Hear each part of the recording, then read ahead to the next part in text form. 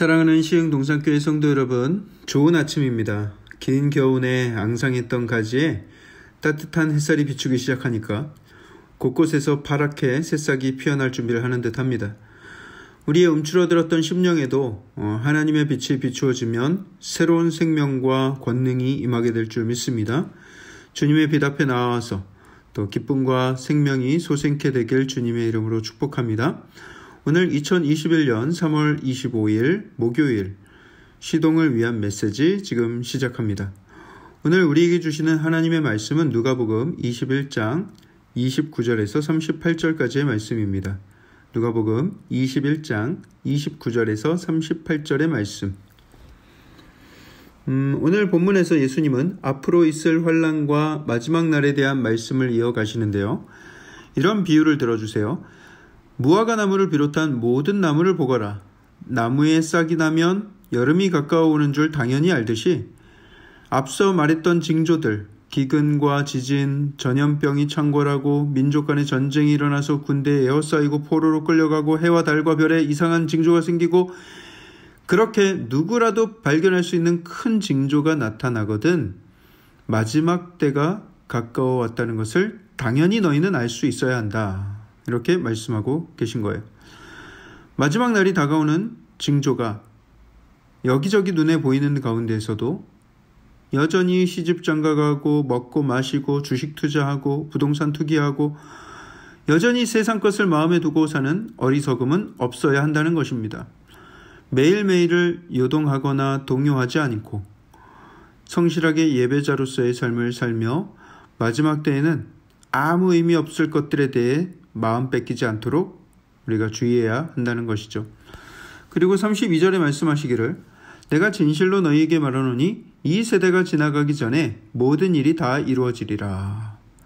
그냥 하시는 말씀도 아니고 진실로 말씀하신다고 강조하시고서는 이 세대가 지나가기 전에 모든 일이 다 이루어지리라 말씀을 하시는 거예요.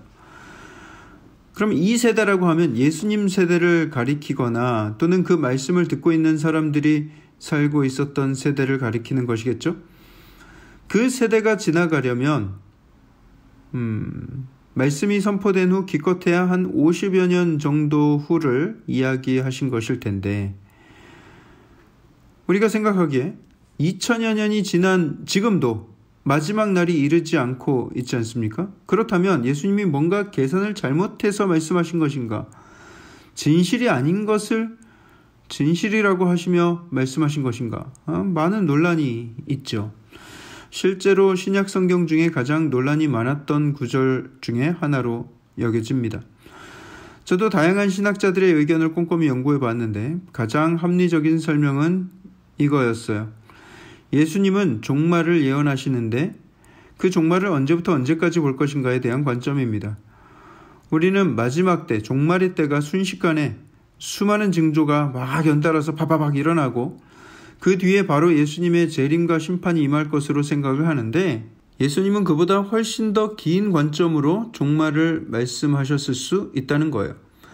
이 세대가 지나가기 전에 이 모든 일이 다 이루어지리라 이렇게 말씀하신 것은 그 앞서 말씀하신 마지막 때의 징조들이 다 이루어질 것이라는 말씀이지 그 세대 안에 심판까지 다 이루어질 것이라는 말씀은 아니라는 거예요.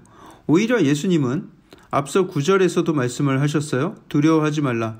이 징조들이 먼저 있어야 하되 끝은 곧 되지 아니하리라. 다시 말해서 그런 징조들이 말세의 징조로서 다 일어나기는 하겠으나 그런다고 곧장 끝이 오는 것은 아니니 너무 두려워하지 말라 말씀하셨던 거죠. 우리는 종말을 너무 짧게 이해하고 있는지도 모른다는 것입니다. 어떤 성경학자는 예수님이 말씀하신 종말은 예수님이 하늘로 승천하신 직후부터 시작해서 예수님이 다시 오실 때까지의 그 모든 시간이 전부 다 종말의 때라고 주장을 합니다. 저 또한 그 견해에 동의합니다. 예수님은 자신이 떠난 이유를 마지막 때라고 규정하신 것이고 또 예수님이 다시 재림하시는 그날이 마지막 때의 종결이라고 할 수가 있는 것이죠. 어제 제가 나눴듯이 실제로 예수님이 말씀하신 그 마지막 날에 대한 그 모든 징조들은 서기 70년에 다 이루어졌습니다. 마지막 때에 대한 모든 징조가 오늘 본문의 말씀을 직접 전해 들은 사람이 살아있을 동안에 다 일어났다는 거예요. 그러면서 예수님은 다시 한번 슬기로운 말세 생활에 대한 교훈을 주시는데요. 34절에 너희는 스스로 조심하라. 그렇지 않으면 방탕함과 술 취함과 생활의 염려로 마음이 둔하여지고 뜻밖의 그날이 덫과 같이 너희에게 임하리라. 마음이 둔하여진다는 것, 영적으로 둔감해진다는 것은 매우 위험한 일입니다. 방탕함과 술 취함은 육신의 쾌락을 상징하는 말인데요. 반드시 성적인 탐욕과 알코올을 의미한다기보다는 그런 것들로 대표되는 인간의 모든 욕망을 상징하는 표현이죠. 술 중독, 약물 중독, 성형 중독, 쇼핑 중독, 게임 중독, 미디어 중독 등등 여러 가지 중독들이 될 수도 있고요. 또 돈과 성적인 유혹과 또 권력의 마음을 빼앗겨서 영적인 것에는 전혀 관심을 기울이지 않는 상태를 가리키는 것입니다. 또 생활에 대한 염려로 걱정에 휩싸여서 두려움에 휩싸여서 아무 영적인 생각도 할 수 없는 그런 상태. 여러분, 그런 둔감한 가운데서는 어떤 위험이 생기는가? 여러분, 술에 취해서 둔해지면 방향 감각을 잃게 되고 때려도 아픈 것도 잘 못 느끼고 비틀대다가 넘어져서 피가 철철 흘러도 아픈 줄도 모르고 막 걸어가죠. 그런 가운데 그 마지막 심판의 날은 덫과 같이 임하게 될 것이다 말씀하세요. 덫이라는 것은 예상하지 못하는 사이에 순식간에 낚아채는 것을 의미하죠. 둔감해서 영혼에 대해서 심판에 대해서 아무 주의를 기울이지 않는 사람에게 심판이 순식간에 덫과 같이 임하게 될 것이다 라는 말씀입니다. 그리고 그 심판은 온 지구상에 거하는 모든 사람에게 임하게 될 것이다. 이 구절을 듣고 또 많은 분들이 궁금해하세요. 아니 목사님, 그럼 저 아프리카 오지에도 복음도 모르고 예수님 모르고 사는 사람들도 많은데 그런 사람들은 어떻게 되는 겁니까? 복음을 한 번도 듣지 못했는데 그들도 심판받아서 지옥 갑니까? 그럼 너무 불공평한 거 아닙니까? 그러면 또 우리 이순신 장군은 어떻게 됩니까? 이순신 장군도 복음을 몰라서 지옥 갔습니까? 하면서 마치 목사가 심판한 것 같이 저한테 따지려는 분들이 계세요. 얼마나 억울한지 모르겠어요. 여러분들도 그들의 영혼이 어떻게 되는지 궁금하십니까?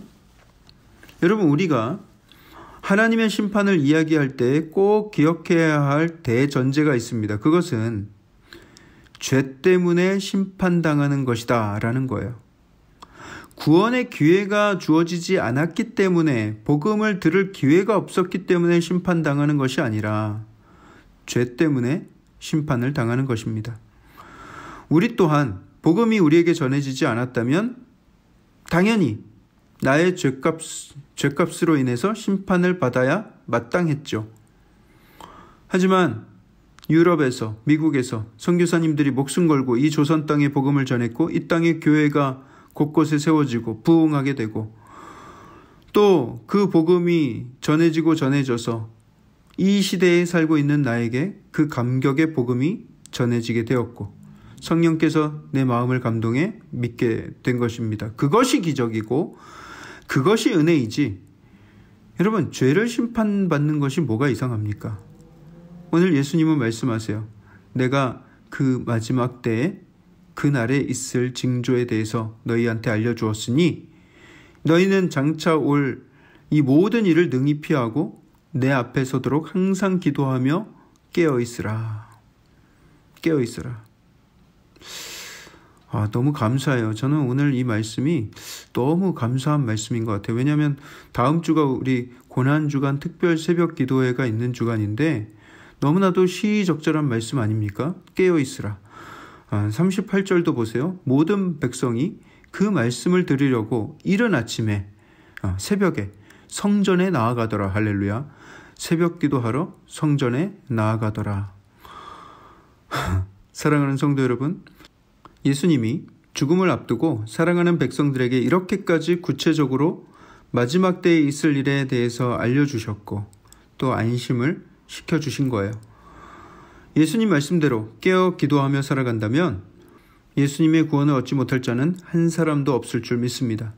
모든 비밀을 알려주신 예수님의 말씀에 더 귀를 기울이고 둔해지지 않고 영적으로 더 민감한 삶을 살며 다시 오실 주님과 영원한 천국을 소망하며 살아가는 저와 여러분들 되길 주님의 이름으로 축복합니다. 기도하겠습니다. 사랑의 하나님, 우리에게 마지막 때의 징조를 알려주시고 긴장하고 깨어 기도할 수 있도록 알려주신 것을 감사를 드립니다. 하나님, 다만 하나님께서 이루실 구원을 기억하며 두려워하지 아니하고 매일같이 예배의 삶을 살며 다시 오실 그 주님을 마음 가운데 기대하며 소망하며 살아가는 믿음의 귀한 권속들 되게 하여 주시옵소서. 깨어 기도할 때에 하나님, 우리의 영이 둔감해지지 아니하고 영원한 천국을 소망하며 살아가게 될 줄 믿습니다. 주여 어서 오시옵소서. 이 모든 말씀을 살아계신 예수 그리스도 이름으로 감사하며 기도합니다. 아멘.